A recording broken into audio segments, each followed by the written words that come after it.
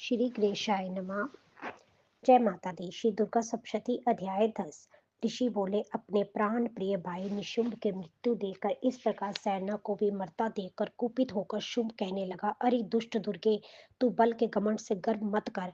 अरे अभिमानिनी, तू तो अन्य स्त्रियों के बल के सहारे लड़ रही है। देवी बोली, अरे दुष्ट, मैं अकेली हूँ, संसार भर में मेरे समान दूसरा है कौन। देख, ये तो मेरी विभूतियां हैं, मुझ में ही प्रवेश कर रही हैं। इतना कहते ही ब्रह्मानी आदि सभी शक्तियां उस देवी के शरीर में समा गई। अकेली अंबिका देवी रह गई। बोली, मैं अपनी ऐश्वर्य शक्ति संपन्न अनेकों विभूतियों के रूप में जहाँ पहले विद्यमान थी, अब सभी रूप समेट लिए। अब तो अकेली मैं युद्ध में खड़ी हूँ, तू भी स्थिर हो जा।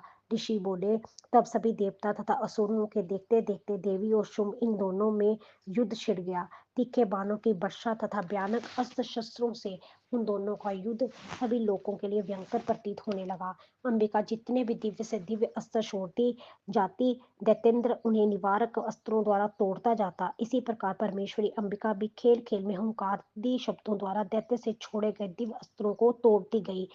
तदनंतर असुरों ने सैकड़ों बाणों से देवी को आच्छादित कर दिया।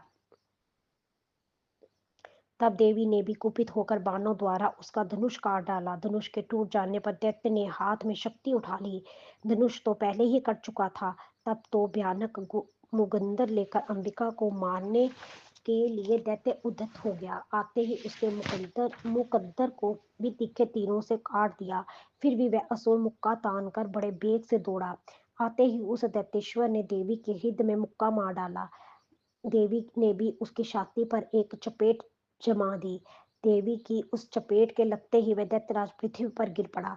गिरकर भी सहसा उसी प्रकार उठ पड़ा। तब उस देवी को उठाकर आकाश में स्थित हो गया। वहां भी निराधार होकर चंडिका देवी उसके साथ युद्ध करने लगी। आकाश में उस समय असुर तथा चंडिका का आपस में घोर युद्ध हो रहा था। वह युद्ध पहले पैर सिद्ध मुनियों को विस्मयकारक था। तब अंबिका ने उसके साथ देर तक युद्ध करते करते असुर को उठा लिया, मारकर उसे पृथ्वी पर पटक दिया।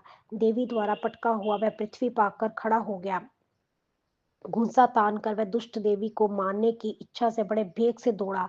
तब उस असुर राज को आता हुआ देखकर देवी ने उसकी छाती में त्रिशूल भोंक दिया और पृथ्वी पर गिरा दिया। देवी के शूल से शत विहशत होकर पृथ्वी पर पड़ते ही इसके प्राण निकल गए। इसका गिरना भी समुद्र, द्वीप एवं पर्वतों के साथ सारी पृथ्वी को हिला देने वाला था। उस दुरात्मा के मरते ही सारा जगत स्वस्थ एवं प्रसन्न हो गया। आकाश भी बहुत साफ दिखाई देने लगा। पहले जो उपद्रव मेघ उठ रहे थे तथा अलकापात हो रहे थे, वह सभी शांत हो गए। उसकी मृत्यु होते ही सभी देवताओं के मन प्रसन्न हो गए। गंधर्व मनोहर गायन करने लगे, दूसरे गंधर्व बाजे बजाने लगे, अप्सराएं गण नाचने लगी, वायु पवित्र होकर चलने लगी, सूर्य साफ होकर चमकने लगा, शांत हुई अग्निशालाओं की अग्नियां जलने लगी, दिशाओं की भयंकर आवाजें शांत हो गई। जय माता दी। श्री दुर्गा सप्तशती अध्याय 10 संपूर्ण। जय माता दी। माता रानी सब पर कृपा करे, सबकी रक्षा करे।